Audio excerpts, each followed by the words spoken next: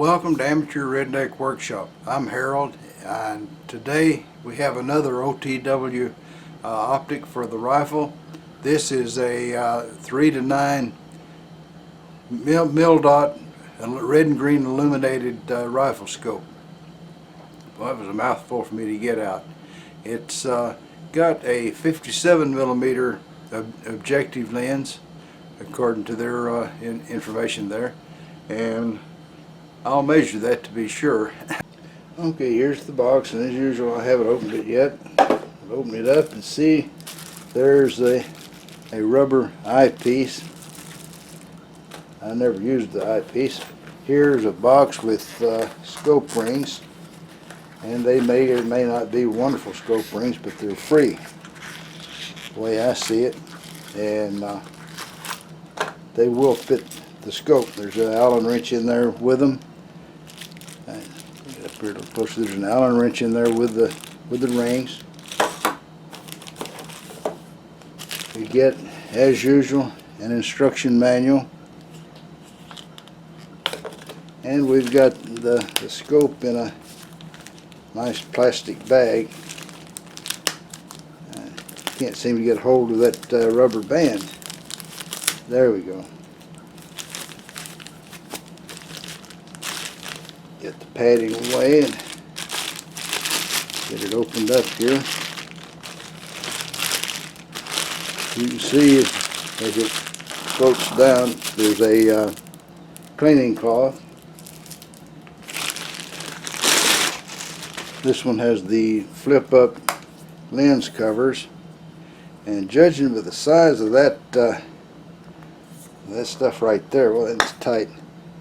That's got to be a 57 millimeter objective lens, so I'll measure it and show it to you here in a minute. Now this has got all the usual stuff. You've got elevation and windage adjustment. Let's take a look at them. They're probably the screwdriver type.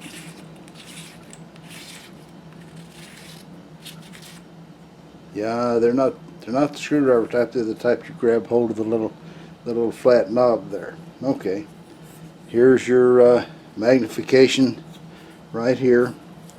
Goes to 9. Let's see, it's on 3, and around there it's on 9.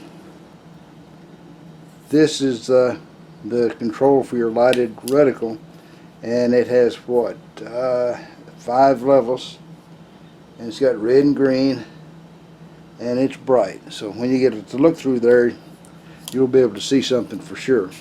Okay? Alright, let me mount it on the rifle and we'll see what we can see. I can say this is the largest objective lens I've been sent on one of these scopes yet.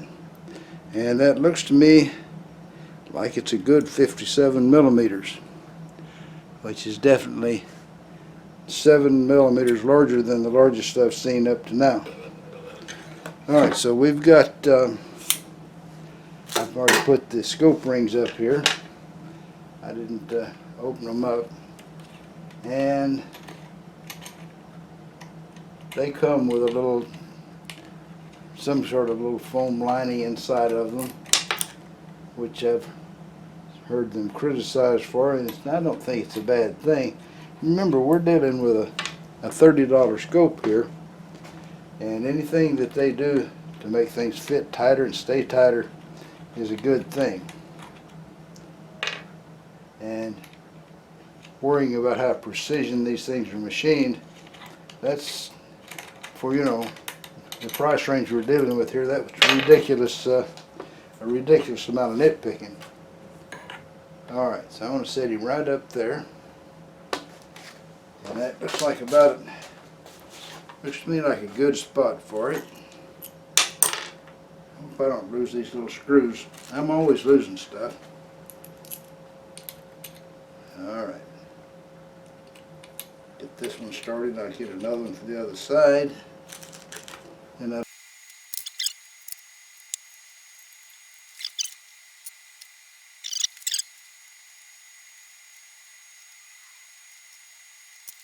okay, I have no doubt that scope will stay right there nice and tight, because I've had good experiences with this type of scope rings. they don't let go. That little acetate stuff in that they're coated with gets a good grip on the scope, and it with a 22 for sure, it never slips.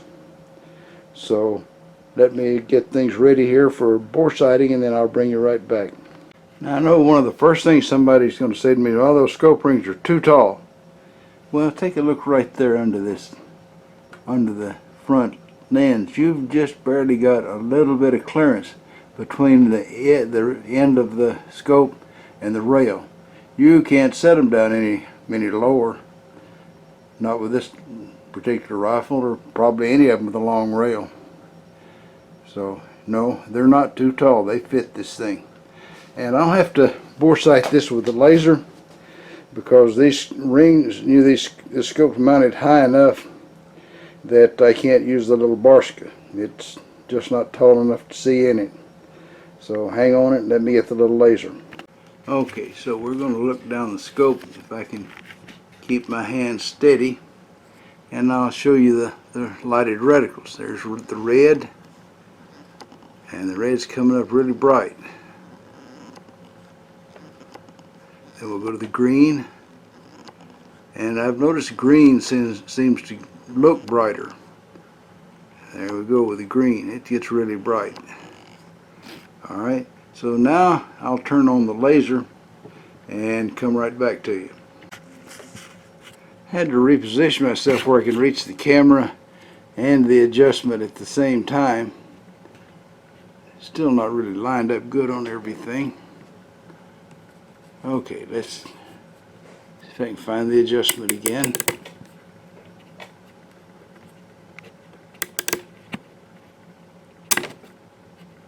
Now I keep moving, don't I? Alright, let's keep on keeping on here. And we'll have the windage lined up here in just a second. In fact, I think I've got the windage lined up now. So we're going to take that to the range and see how well we do with it. And then we'll come back and we'll do a summary of the scope, and we'll be all fixed up. Okay, so we got the scope here. I put it on the rifle and went to the range. And the first place that I shot at it was a 16-yard, little over 50-foot backstop. Now these shots are left over from down here on the bottom. They're left over from the last review. I just kept the target. These aren't the ones I did. You can tell by the size of them they're not. But anyway, my first shot was, I'd say, right about here. I think this was my first shot. And then I started walking it across. Went too far here, then brought her back to there, and I thought, well, that's pretty darn good. We'll move on down to the 25-yard target. So we got down to the 25 yards.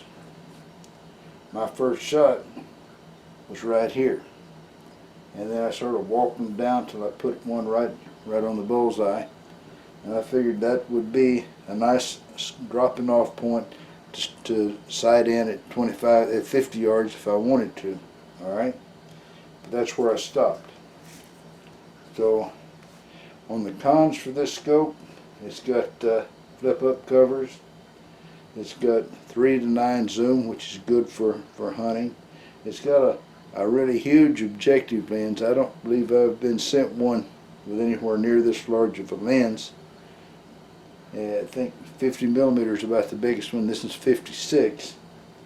Now the cons are, this is not an adjustable objective. I wish it was, because that would put the scope right on over the top on the review. But unfortunately it's not. Overall, I like the scope, and I think if you need a 3 to 9 hunting scope and you're looking to save a lot of money on the purchase, well, this is the one to get, because it comes with a 6-month warranty and free shipping, and I don't think you can beat that in any way.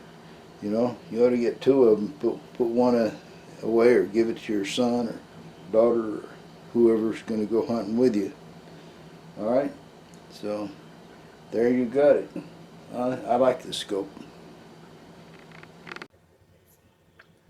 Well, that's all, folks. Y'all try to subscribe if you're not already a subscriber. Leave a comment if you got something to say.